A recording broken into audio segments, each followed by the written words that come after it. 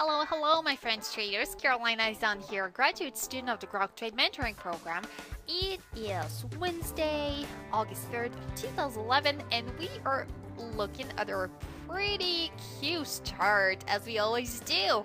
And we talked a little bit about the mentoring part last night, and in last night's video, and I hope you took it really seriously because this is really the key, guys. You probably don't even realize how powerful the mentoring really is, but just remember, take some time and think it over because it's gonna definitely take your trading to the next level, and you're gonna start thinking as a professional, not as an amateur anymore. So you'll be able to beat these guys up on the other side, so they're never gonna take your money away from you anymore. But anyways, yeah, let's do some technical analysis here again and check this out.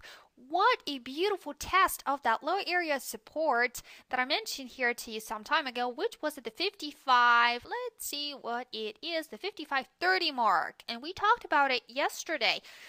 And as well as the 200-day moving average. Didn't I tell you that things are going to happen in here? Oh, yes. We had a pretty big day today. We went lower, lower, lower, lower, lower. We hit that 55.30 mark. And then finally, we finished the day higher above the 200-day moving average. We were not able to sustain that low right here at the 55.30 mark. We bounced off of it and quickly went back up, closing the day higher, which means that bulls and bears were fighting the whole day today, and then the bulls won the game. They won the game for today.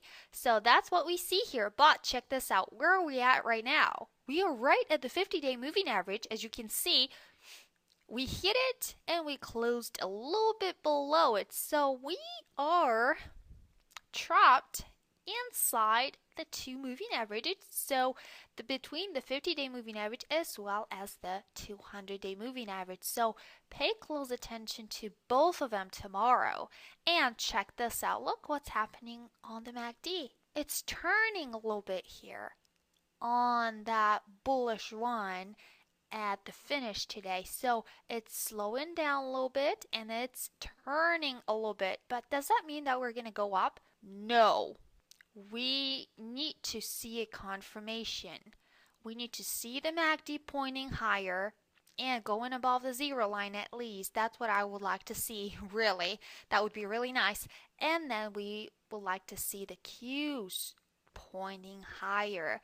But as you can see, we are still in a downtrend, making lower highs and lower lows. So pay close attention to, again, the 55.30 mark, the 200-day moving average, as well as the 50-day moving average, to see if we're even able to pass and break through the 50 to the upside and go all the way back up to that 8 moving average, which is pointing lower, which means that we are bearish. According to the 8 moving average, we're still below it and it's pointing south, and it is a bearish sign.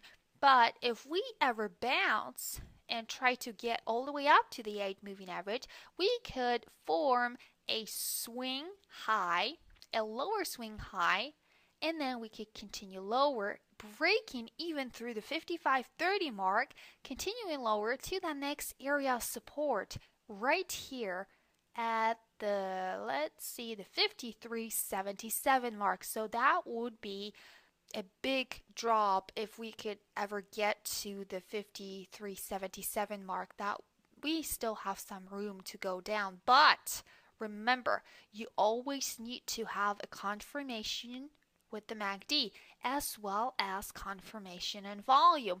And look at this. Look at the spike in volume in here on that bullish run at the end of the day today, which means that we could be changing direction, but things can happen again, and we could try to push it all the way up to the 8 moving average and then pull back down, breaking through the 55.30 mark, again continuing lower.